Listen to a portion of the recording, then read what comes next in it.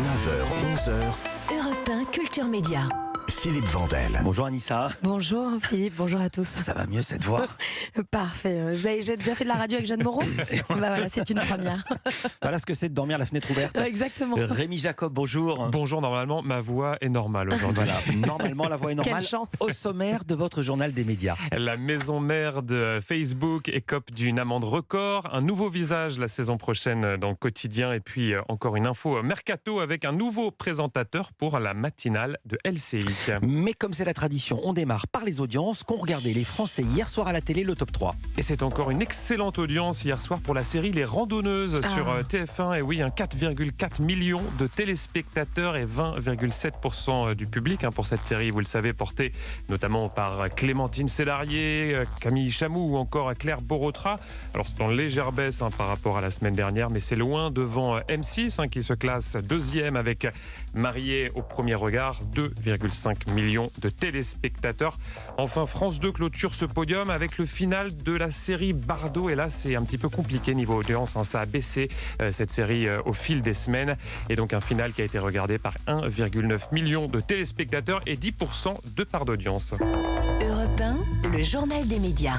Meta, la maison mère de Facebook, écope d'une amende record. Oui, une amende dont le montant donne le vertige, 1,2 milliard d'euros. Alors cette sanction a été prononcée par la Commission irlandaise pour la protection des données. C'est l'équivalent de notre CNIL en Irlande. En Irlande, c'est là où est basé le siège européen de Meta.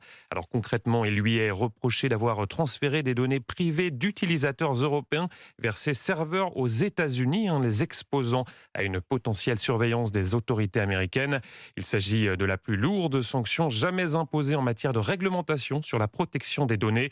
De son côté, le groupe Meta a dénoncé hier dans un communiqué cette amende qu'il qualifie d'injustifiée et d'inutile. Il a également indiqué qu'il fera appel de cette sanction. Amende record en Europe, parce qu'aux États-Unis, Facebook avait déjà reçu une amende de 5 milliards de dollars. En Europe, absolument. Voilà. On reste du côté des géants américains de la tech, avec des anciens employés de Twitter qui attaquent en justice le patron Elon Musk. Et cela après avoir été incités à dormir dans leur bureau. Alors c'est une information du site américain Business Insider. Après, ils avaient la voix pourrie. Voilà.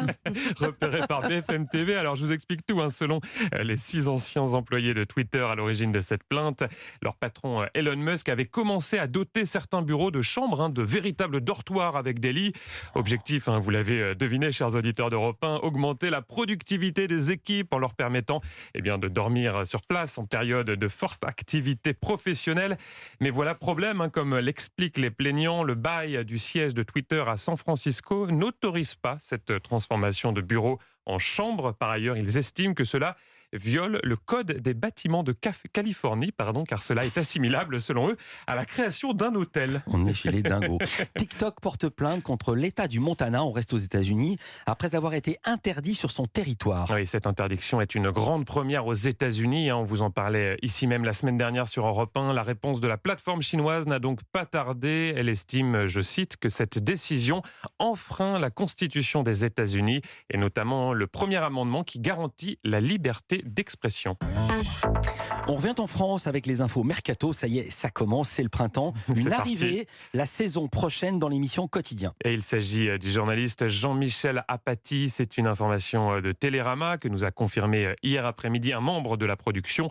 Chaque soir, le journaliste de 64 ans assurera une chronique politique, un éditorial, plus précisément dans le talk-show de Yann Barthès sur TMC. Ça sera son propre rendez-vous à heure fixe, à l'image de ceux de Julien Belvert, Étienne Carbonnier ou encore Ambre Chalumeau. Alors Jean-Michel Apathy ne sera pas en terrain totalement inconnu, puisqu'il a été plusieurs années chroniqueur pour le grand journal de Canal+, une émission dont la rédaction en chef était à l'époque assurée par Laurent Bon, qui est aujourd'hui le producteur de Quotidien. À noter qu'avec cette arrivée, Jean-Michel Apathy met un terme à sa collaboration avec l'émission Célébdo sur France 5. Il n'interviendra également plus sur LCI la saison prochaine. Deuxième info mercato, LCI va accueillir un nouveau visage. Un présentateur qui sera en charge d'une tranche stratégique, celle de la matinale. Et c'est un journaliste qui officiait jusqu'à présent sur BFM TV. Bonsoir à toutes et à tous, soyez les bienvenus sur BFM TV. Jean-Baptiste Bourtier, vous l'aviez reconnu, hein, Évidemment. Nissa, exactement, au son de sa voix, et qui quitte donc BFM TV, une chaîne sur laquelle il officiait le week-end. Il sera à la tête, vous l'avez dit, Philippe, de la matinale de LCI de 6h à 9h. Il prendra la succession de Stéphane Etcheverry, lui aussi un ancien visage de BFM TV. Stéphane Etcheverry qui est, selon le communiqué de presse, je cite, en discussion avec le groupe TF1 sur la suite de sa collaboration à l'issue de cette saison. J'irais bien refaire un tour du côté de chez Swann, revoir mon premier amour qui me donnait rendez-vous. Est-ce que c'est une info mercato ou est-ce que c'est une info tapis rouge? Dave qui va animer prochainement une nouvelle émission sur la chaîne Mélodie TV. Eh oui, le chanteur qui va faire son retour à la télévision après une longue absence, début 2022. Vous le savez, il avait fait une grave chute à son domicile, une chute qui l'avait plongé quelques jours dans le coma.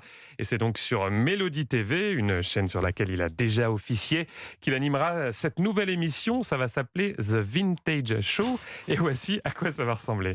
Il faut quand même que je vous dise que vous m'avez manqué et maintenant on va plus se quitter. Voilà, The Vintage Show. Pourquoi The Vintage Show? Parce que vintage, vous l'entendez souvent ce mot-là. Et évidemment, c'est un peu millésimé, c'est comme, allez, on va dire des vêtements, des meubles, des voitures, c'est plein de choses de vintage. Et on va en parler avec des sœurs qui ne sont pas des sœurs. Ça commence mal avec vous. Ça commence mal, hein. Alors, je vous présente quand même Anne et Bonjour. Jacinthe. Salut Dave. J'ai même pas dit mon nom, c'est vrai. Oui, c'est Dave. Je suis tellement prétentieux, je croyais que vous le saviez. Non, on moi. vous présente quand même. Ah, c'est gentil. Dave et son humour bien particulier. Oui, c'est bien particulier parce qu'on n'a rien compris. Donc les deux invités, est-ce que vous avez deviné de Non, qui j'ai il pas compris si s'agissait? c'était des invités ou si c'était C'est des co-animatrices Alors déjà. non, ce sont des invités. C'est des sœurs, non Des fausses sœurs, puisque c'est le duo Les Frangines, duo de musique. D'accord. Avec ces deux artistes donc qui seront invités, de jeunes artistes à chaque fois. Dave explorera la facette vintage de ces jeunes artistes. C'est ça le principe Mais de comment on l'émission. peut être vintage à 20 ans? Mais au contraire, on a tous un Elles côté doivent avoir des vintage en nous. références, Mais bien ouais. sûr, même à 15 ans, absolument. C'est un peu le principe de cette émission dont la première sera diffusée le 21 juin. Ça sera donc sur Mélodie TV, une chaîne accessible sur les box, mais aussi via le bouquet de Canal+.